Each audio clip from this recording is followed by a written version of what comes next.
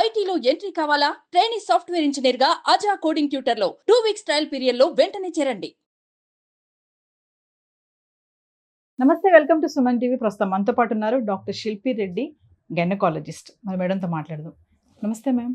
నమస్కారం మేడం, ఇప్పుడు పీరియడ్స్ టైంలో చెడు రక్తం బయటకు వెళ్ళిపోతుందని అంటారు కదా, మరి మనం అనుకున్నట్టుగా ఆ టైంలో రొమాన్స్ చేయడం వల్ల అంటే ఇన్ఫెక్షన్స్ ఏమైనా వచ్చే ఛాన్సెస్ ఉన్నాయంటారా? సో పీరియడ్స్ అప్పుడు పోయే బ్లడ్ చెడు రక్తం కాదు. ఫస్ట్ ఆఫ్ ఆల్ ఒక ప్రెగ్నెన్సీ రావాలి అని అంటే దానికి న్యూట్రిషన్ ఇచ్చేలాగా oestrogen, progesterone based lining form అవుతుంది.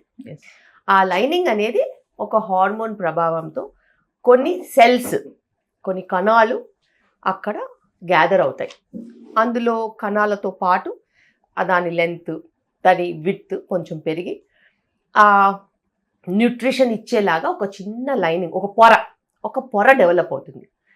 ఇప్పుడు ప్రెగ్నెన్సీ లేని పక్షంలో ఆ పొరకి బ్లడ్ సప్లై అనేది కట్ ఆఫ్ అయిపోతుంది. ఎలా కట్ ఆఫ్ అవుతుంది?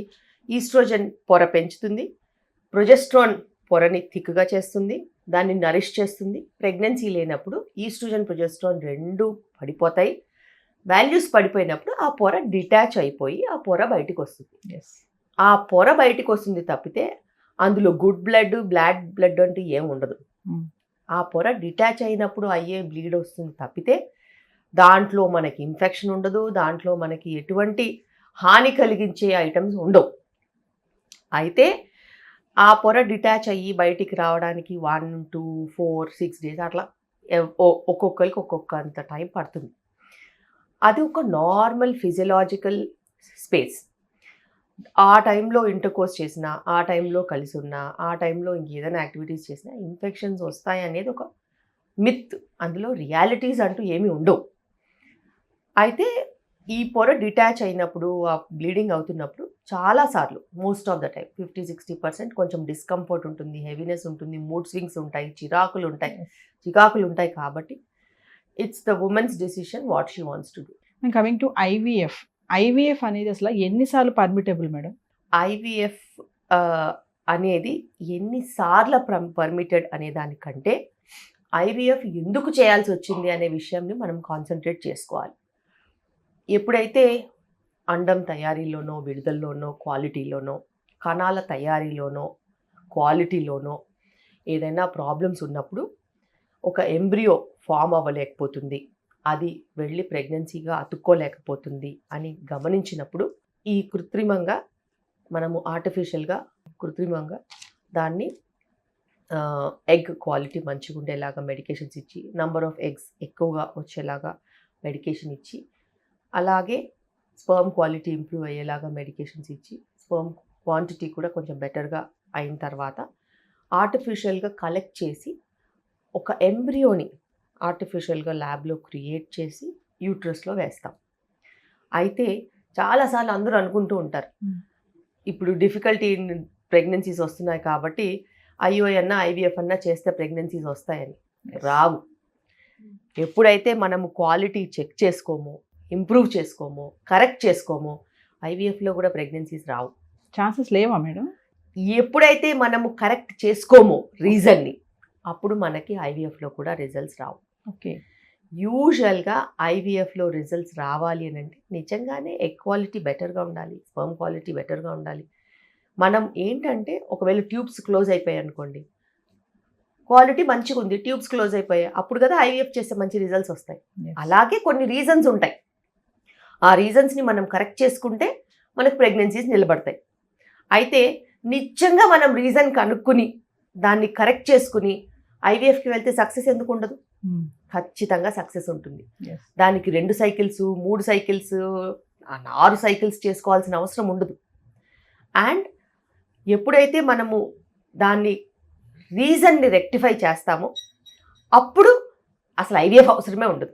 అందుకే నేను ఎప్పుడు న్యాచురల్ ప్రెగ్నెన్సీ ప్లానింగ్ అని చెప్తూ ఉంటాను. న్యాచురల్ ప్రెగ్నెన్సీ ప్లానింగ్కి ఇలా ప్రెగ్నెన్సీ ప్లాన్ చేయాలనుకునే వాళ్ళు, ఫెయిల్ అయిన వాళ్ళ ఐయుఐస్లో, ఐవీఎఫ్స్లో, రికరెంట్గా ప్రెగ్నెన్సీ లాసెస్ వస్తున్న వాళ్ళు ఎన్రోల్ అయ్యి ఆ 21 day programme husband and wife together చేసినట్టు అయితే వాళ్ళకి కొంచెం దిశానిర్దేశం చేసినట్టు ఉంటుంది. వాళ్ళకి డైరెక్షన్ వస్తుంది. అసలు ఎక్కడ ప్రాబ్లం ఉంది, ఎందుకు కన్సీవ్ అవ్వట్లేదు, దాన్ని మనం ఎలా రెక్టిఫై చేసుకోవాలి. అలా రెక్టిఫై చేసుకున్న తర్వాత ప్రెగ్నెన్సీ ప్లాన్ చేస్తే న్యాచురల్గా వచ్చే అవకాశం ఉంటుంది. ఐవీఎఫ్ ఫెయిల్ అయిన వాళ్ళకు కూడా న్యాచురల్గా వచ్చే అవకాశం ఉంటుంది. ఐవీఎఫ్ ఫెయిల్ అయిన వాళ్ళకు కూడా మళ్ళీ నెక్స్ట్ సైకిల్కి వెళ్ళాల్సిన పరిస్థితే వస్తే, ట్యూబ్స్ బ్లాక్ ఉంటే, ఒక ఎగ్జాంపుల్ చెప్తున్నాను, ట్యూబ్స్ బ్లాక్ ఉంటే ఐవీఎఫ్ ఎక్కడి నుంచి వస్తుంది, మన న్యాచురల్ ప్రెగ్నెన్సీ ఎక్కడి నుంచి వస్తుంది, వాళ్ళకి ఐవీఎఫ్ చేయాలి. వాళ్ళకి క్వాలిటీ ఇంప్రూవ్ అవ్వడంతో సక్సెస్ రేట్ పెరుగుద్ది. సో అటు ఐవీఎఫ్ చేసిన సక్సెస్ రేట్ పెరుగుతుంది, న్యాచురల్గా కూడా ప్రెగ్నెన్సీ వచ్చే ఛాన్సెస్ ఉంటాయి. అందుకే నేను స్ట్రాంగ్గా న్యాచురల్ ప్రెగ్నెన్సీ ప్లానింగ్ని నమ్ముతాను. చాలాసార్లు మీరు చూసుకోండి, ఎక్కడైనా కానీ ఫస్ట్ ప్రెగ్నెన్సీ ఐవీఎఫ్ చేసిన వాళ్ళు సెకండ్ న్యాచురల్గా కన్సీవ్ అయ్యి వస్తూ ఉంటారు. ఆ పొటెన్షియల్ సడన్గా ఎక్కడి నుంచి వస్తుంది? ఎందుకంటే లైఫ్లో డిసిప్లిన్ వస్తుంది. ఒక చైల్డ్ వస్తే ఎంతో కొంత బాధ్యత వస్తుంది. మీరు ఆ లూప్లో పడతారు. డైలీ యాక్టివిటీస్, బేబీ కోసమన్నా హెల్త్ మెయింటైన్ చేస్తారు, బేబీ కోసమన్నా డిసిప్లిన్ మెయింటైన్ చేస్తారు. సో దానితో లైఫ్లో అన్ని కరెక్షన్స్ వచ్చి మళ్ళీ ఇంకో ప్రెగ్నెన్సీ వస్తుంది. అది సొంతగా ఐవీఎఫ్తో వచ్చిన ప్రెగ్నెన్సీస్ అయినా మళ్ళీ ప్రెగ్నెన్సీస్ వస్తాయి. నిజంగా దత్తత పిల్లలు తీసుకున్నా కూడా మళ్ళీ వాళ్ళకి సొంతగా పిల్లలు పుడతారు. సో అది ఒక బేబీ తీసుకొచ్చే అద్భుతమైన ఒక డిఫరెన్స్ ఒక కపుల్ లైఫ్లో. మీరు అన్నారు కదా ఐవీఎఫ్లో ఫెయిల్ అయిన వాళ్ళకు కూడా నేచురల్ ప్రెగ్నెన్సీ వచ్చే ఛాన్సెస్ ఎంతవరకు ఉన్నాయంటారు? బ్రహ్మాండంగా ఉంటాయి. నేను స్ట్రాంగ్గా బిలీవ్ చేస్తాను ఆ విషయాన్ని. ఇప్పుడు ఏమవుతుందంటే అందరూ కొంచెం లేట్గా మ్యారేజెస్ చేసుకుంటున్నారు, లేట్గా ప్రెగ్నెన్సీస్ అవుతున్నారు. వాళ్ళు లైఫ్ స్టైల్ మార్చుకోకుండానే ప్రెగ్నెన్సీ ప్లాన్ చేస్తున్నారు. ప్రెగ్నెన్సీ ప్లాన్ చేసుకున్న కొద్ది నెలల్లోనే వాళ్ళకి ఆ ప్రెషర్ వచ్చేస్తుంది, రావట్లేదు ప్రెగ్నెన్సీ అని. ఆ ఒత్తిడిలో వాళ్ళు మాకు రావట్లేదు రావట్లేదు రావట్లేదు రావట్లేదు అనుకోవడంతో నిజంగానే రాకుండానే పోతుంది. అదేవిధంగా డెస్పరేషన్లో ఇంట్లో వాళ్ళ ప్రెషర్ అయినా కానీ, ఇంట్లో వాళ్ళు ఏమంటారు, ముందే చెప్పాను నువ్వు పెళ్లి చేసుకోలేదు, ముందే చెప్పాను నువ్వు పిల్లల్ని కనలేదు, ఇప్పుడు చూడేమైంది, ఇప్పుడు చూడేమైంది అని దిప్పి పొడుస్తూనే ఉంటారు. సమాజం అలాంటిది బేసిక్గా.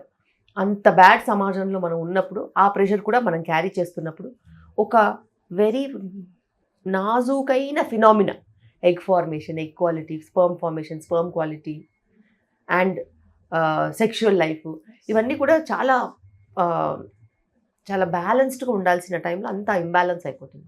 సో వాళ్ళు డెస్పరేషన్కి వెళ్ళి ఐఓఐస్కి వెళ్తారు, కరెక్షన్ కాకుండా, మానసికంగా కూడా కరెక్షన్ అవ్వకుండా ఐవీఎఫ్స్కి వెళ్ళిపోతారు. ఇంకా కరెక్షన్ కానప్పుడు రిజల్ట్స్ ఎక్కడి నుంచి ఉంటాయి? సో మనం ఏం తీసుకురావాలి లైఫ్లో? స్థిరత్వం తీసుకురావాలి, బ్యాలెన్స్ తీసుకురావాలి, సెటిల్ చేయాలి, యాంగ్జైటీస్ నుంచి వాళ్ళని దూరం చేయాలి. లైఫ్ స్టైల్ని మించింది ఇంకోటి ఉండదు. దాంట్లో కనుక మార్పులు చేసినట్టు అయితే 6 months to 1 year డెఫినెట్గా నీ కృషిని బట్టి నీకు రిజల్ట్స్ ఉంటాయి. బాడీ హ్యాపీగా ఉన్నప్పుడు అన్నిటికంటే ఫస్ట్ వచ్చేది రిప్రొడక్షన్. ఎందుకంటే అది హ్యాపీనెస్కి ఇంకో మారు పేరు. నీ హార్మోన్స్ అన్ని కరెక్ట్గా పనిచేస్తున్నాయని చూపించడానికి అదొక నిదర్శనం. అందుకే ఆ హ్యాపీనెస్ కోషెంట్ని మనం పెంచి, ఎంగేజ్మెంట్ పెంచి, అదే నీకు పెళ్ళి అయింది, పెళ్ళి అంటే ఇది టుగెదర్నెస్, కలిసి ఉండడం, కలిసి పంచుకోవడం, అసలు ఈ లైఫ్లో ఉంటున్నాయా? అసలు మాట్లాడుకుంటున్నారా? ఫస్ట్ అది చెప్పండి. బిజీ లైఫ్ మేడం, మాట్లాడుకోవట్లేదు. సో అలాంటివి కనుక మనం నిజంగా చేసినట్టయితే దోస్ ఆర్ పర్మనెంట్. చైల్డ్ ఇవి ఈ ఆస్తులు ఇవన్నీ టెంపరీ. వాట్ ఈస్ పర్మనెంట్, దాని మీద మనం కాన్సన్ట్రేట్ చేస్తే కాంప్లిమెంటరీగా ప్రెగ్నెన్సీస్ వస్తాయి.